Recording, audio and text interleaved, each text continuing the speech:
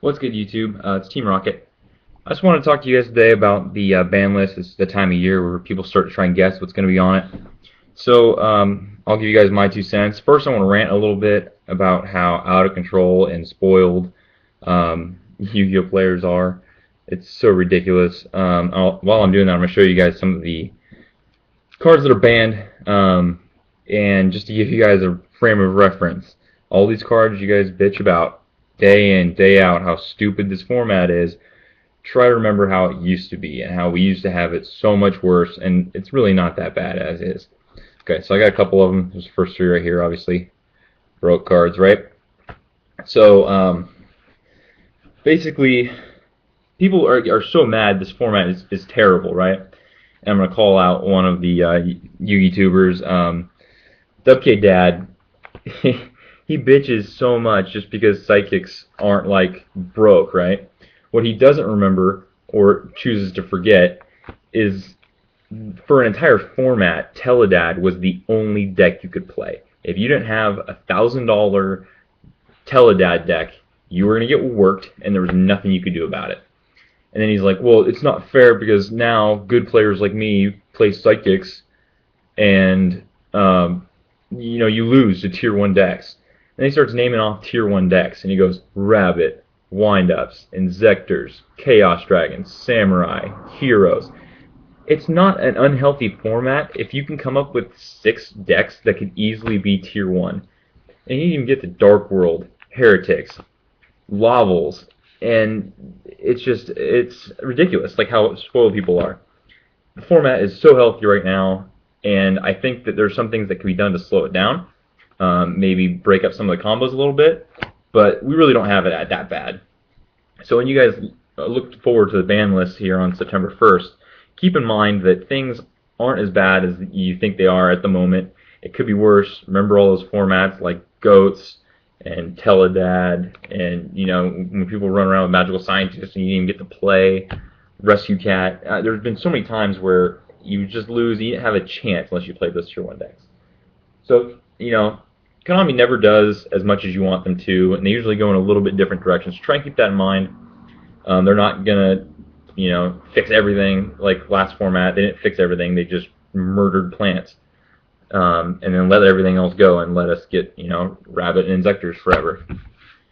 So that was my little bit of rant. If you guys followed that, good for you. If not, you didn't miss out on much. Anyway, we're gonna get to the ban list. First things first. Future Fusion's getting banned. There's too much advantage gained in too many decks. The most obvious of which being dragons. Being able to use this, drop wyverns, and then just go off because you just turn your graveyard into a toolbox.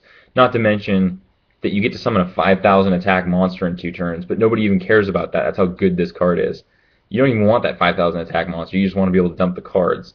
And when half of the card, really the cost of the card, it's not actually the cost, but you know what I'm saying. If the cost of the card is so good that you don't even care what the effect is, the card needs to go. And that makes me really sad because I'm a hero player and we get Zephyros. But that's also another reason this should get banned, because if you can use the Dark Hero, send Zephyros to the graveyard, bounce this, you could use it again.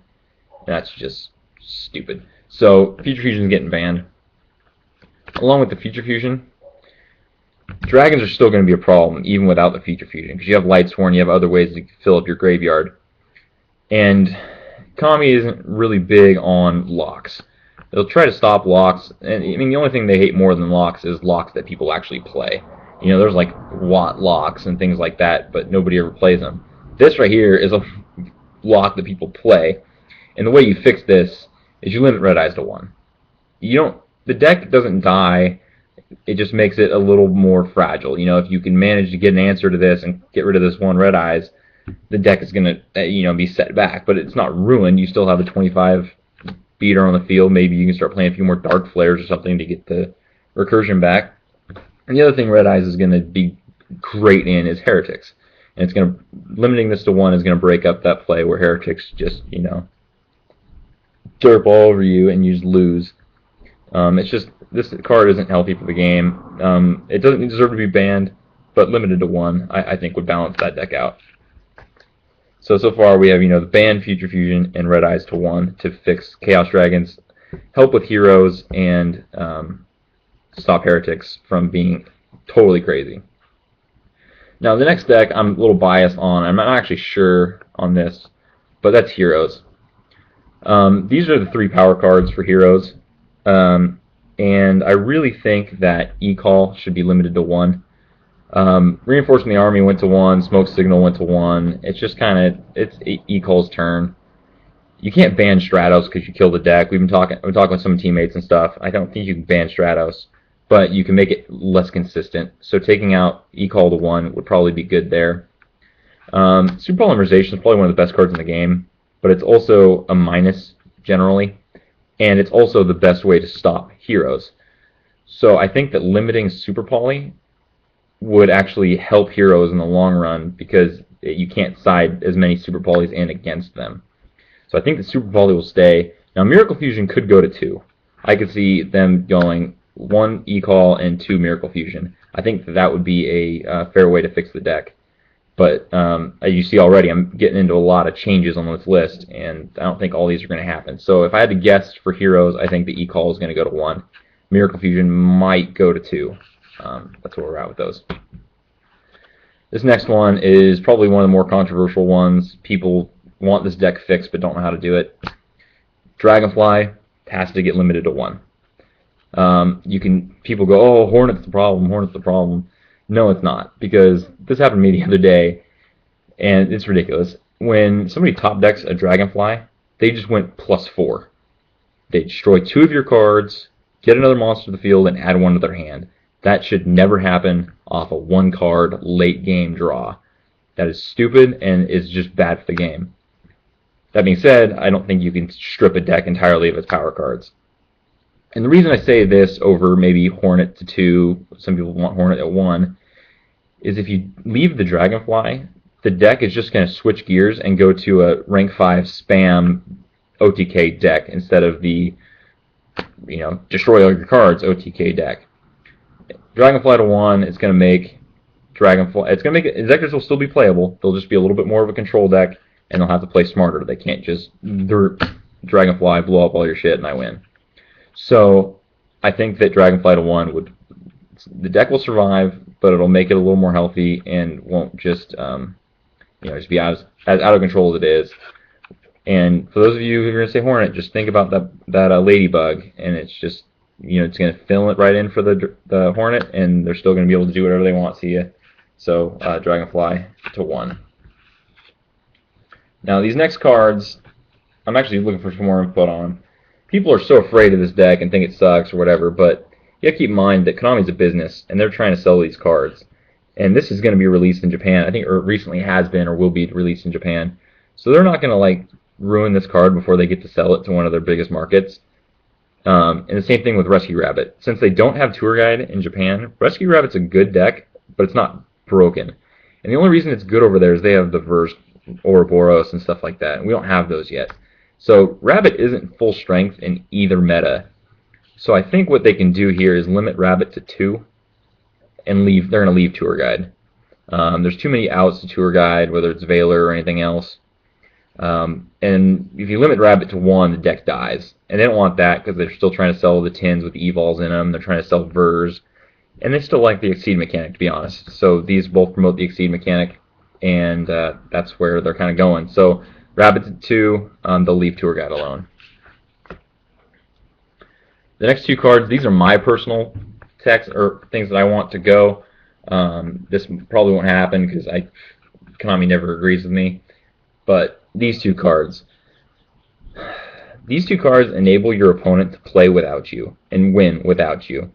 1 day of peace, there's too many decks that have been running around now, like Final Countdown and Chain Burn and things like that are just enabled by 1 day of peace. The card doesn't need to be banned since it is technically a -1, but it should be limited, probably to 2, maybe to 1. Something needs to happen to this card. You can't let decks run around with 3 of these.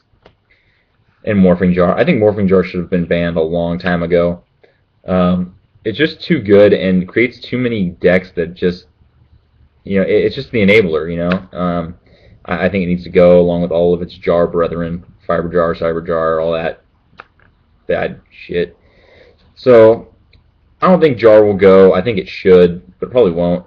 I do think that 1 day apiece will get limited though. So those are my 2 picks, things that I would like to go, or at least be handled by the list. Another thing I don't have it with me right now is windups. You gotta remember the OCG doesn't have shark, so windups aren't a big deal over there. But what I do think they should do is limit rat. They're not gonna touch the XYZ because Karakuris have their synchros and they do the same thing. But what they do need to do is limit the rat because it's basically a debris dragon for exceeds. So rat's 1, deck's still good, and it can't loop you like crazy first turn. Now here's where it gets interesting. This is really why I wanted to make this video. Lavels and Rekindling. This deck is going to be really, really good, and it's going to come on fast and furious, and it's really, I think the TCG players aren't ready for it yet. So do they hit it on the list? This deck's really good in Japan. I think that they're going to let this deck go.